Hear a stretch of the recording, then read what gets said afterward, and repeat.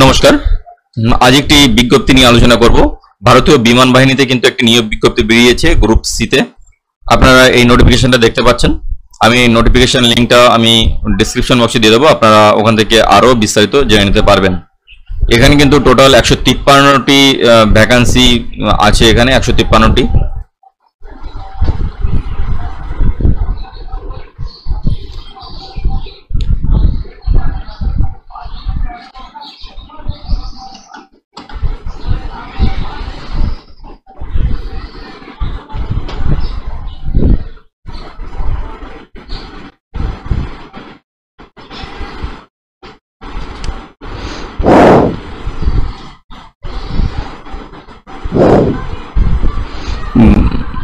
Vulcaniser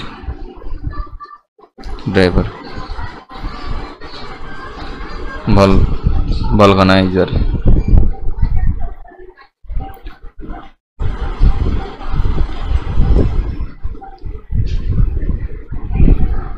আপনারা কিন্তু এখানে দেখতে পাচ্ছেন lower division clerk, multitasking staff, Hindi typist, cook, তারপর আপনার যেটাকে বলে গৃহস্থলী কর্মী, স্টোর কিপার, কাঠ মিস্ত্রি, চিত্রশিল্পী, মেজ স্টাফ, লন্ড্রিম্যান, ভলকানাইজার, ড্রাইভার, এই সমস্ত ভ্যাকান্সি কিন্তু আছে। আর আপনারা এখানে পোস্টাল অ্যাড্রেসটাও দেখতে পাচ্ছেন। এই সমস্ত পোস্টাল অ্যাড্রেসে আপনারা কিন্তু অফলাইনে পোস্টের মাধ্যমে কিন্তু সাবমিট করতে হবে। এর অ্যাপ্লিকেশনটা নিচে আছে, আমি দেখাবো আপনাদের অ্যাপ্লিকেশনটা। এই অ্যাপ্লিকেশন এখানে যদি আপনাকে অ্যাপ্লিকেশন করতে হয় তাহলে কিন্তু আপনার বয়স হতে হবে 18 থেকে 25 বছরের মধ্যে। কিন্তু এখানে এসসি এসটিদের ছাড় আছে এবং ওবিসিদের ছাড় আছে এবং ইডব্লিউএস এর জন্য কিন্তু এখানে একটা ছাড় আছে। আপনারা এখানে দেখতে পাবেন এজ লিমিটটা এখানে দেওয়া আছে। আমি তবুও একটি ক্লিয়ার করে দিই, যারা আনরিজার্ভ বা জেনারেল ক্যান্ডিডেট তাদের জন্মসাল হতে হবে 16/6/2000 থেকে 15/6/2007 মধ্যে। এবং এটাও কিন্তু ইডব্লিউএস এর জন্য। অন্যান্য অনগ্রসর যেমন ওবিসিতে জন্মসাল হতে হবে 16/6/1997 থেকে 15/6/2007 সালের মধ্যে। এবং এসটিদের জন্য জন্মসাল হতে হবে 16/6/1995 থেকে 15/6/2007 মধ্যে। যারা যে ক্যাটাগরিতে পড়ছে দেখে নেবেন এবং তারপরে কিন্তু এখানে অ্যাপ্লিকেশন করবেন। এখানে কিন্তু দিয়ে দেওয়া আছে যে কোনটার কি কোয়ালিফিকেশন আর লাগবে। এলডিসির জন্য কিন্তু 12 ক্লাস পাস লাগবে এবং ইংরেজিতে 35 টাইপিং লাগবে প্রতি মিনিটে, আর 30 শব্দ হিন্দিতে আপনাকে কিন্তু টাইপ করতে হবে।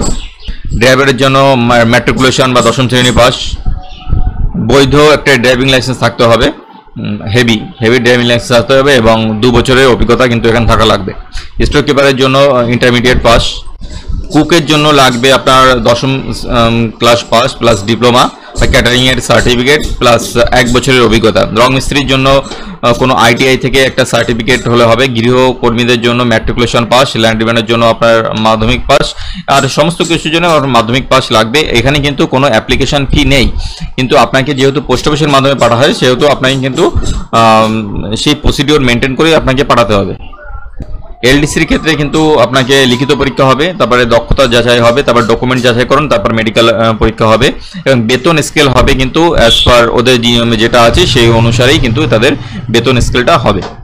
এখানে আপনারা দেখতে পাবেন মোড অফ সিলেকশন দিয়ে দেওয়া আছে, কিভাবে অ্যাপ্লিকেশন করবেন আপনারা। এটা কিন্তু অফলাইনে অ্যাপ্লিকেশন করতে হবে এবং আবেদনকারীর শেষ তারিখ হলো আপনার 15/6/2025 তারিখ বা তার আগে বিকেল 5টার আগে কিন্তু নির্দিষ্ট ফরম্যাটে আবেদন করতে হবে।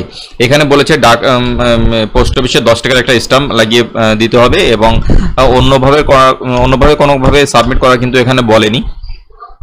আপনারা অ্যাপ্লিকেশন করার পূর্বে এই অ্যাডভার্টাইজমেন্টটা আপনারা প্রথম থেকে শেষ পর্যন্ত ভালো করে পড়ে নেবেন।